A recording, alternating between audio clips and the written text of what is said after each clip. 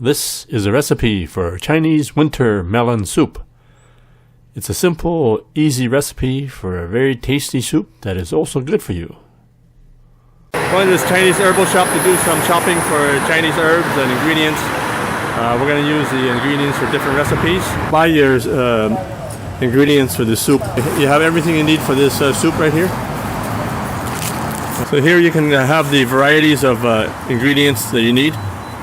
So here you have the honey dates, and over here you have the southern almonds. These are the small ones.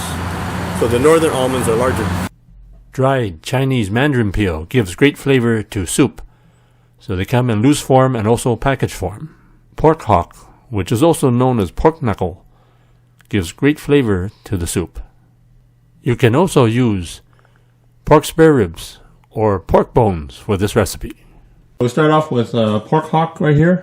Here you have a big wedge of winter melon. You can use different kind of melons. This is a good melon for making soup. So these are the basic ingredients that you need. I have 5 honey dates here.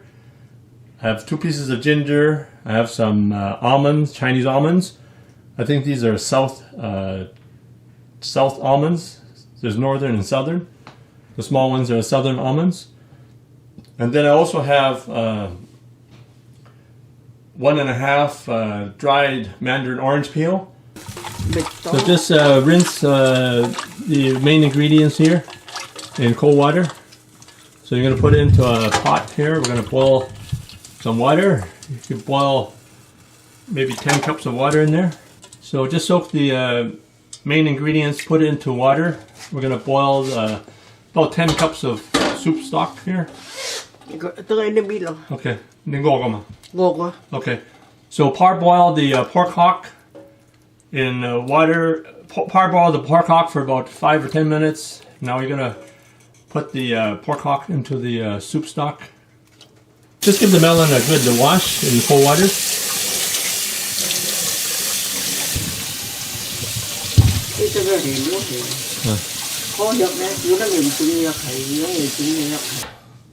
So first, just cut the center part out. That's where all the seeds are. So just put a knife in there. So it's easy. So the melons are pretty big, so when you buy them, you just buy a portion like this. So you can cut it into pieces now. So just cut into fairly large chunks to get it going. Okay, so my mom is going to leave the skin on. Some people don't like to put the skin in, but you can leave the skin on in the soup. Okay, so you can actually eat the skin too if you like.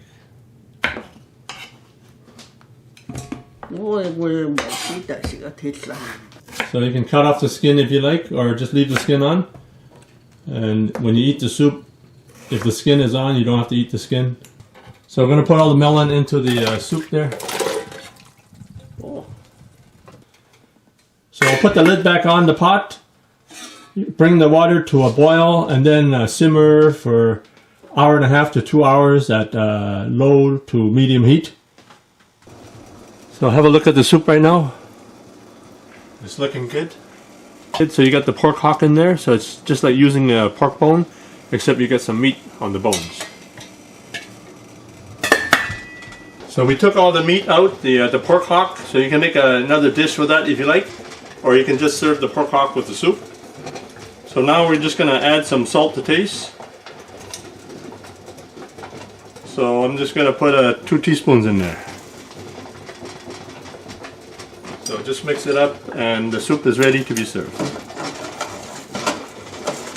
The soup is ready to eat. I put a big piece of pork hock in there with the soup.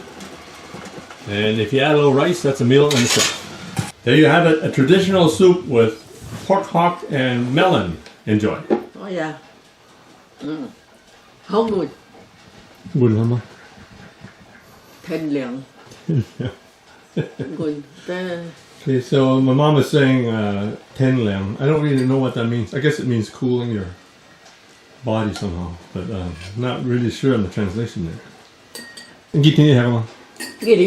Oh, hi. Yeah, so this soup, it's good to eat in the wintertime. to warm you up. But it's also good in the summertime when you get hot and sweaty. It's good to cool your body down. So that's advice from my mom.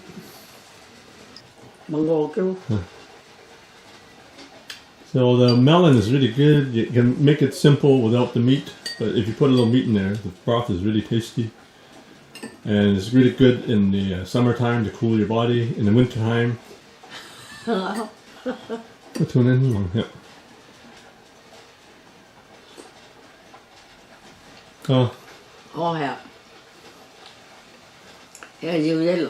yeah. So it's a good soup. It's good for your health. And main thing, enjoy. Thanks for checking out my video. And please give me a thumbs up. And be sure to check out some of my other videos on this channel. And please subscribe. And if you get a chance, check out my other channel, the Chinese Cooking Channel. So the Chinese Cooking Channel won the top 20 best Chinese food blogs in the world. And it was also awarded the top 40 best China YouTube channels in the world. And also please subscribe. Just press the button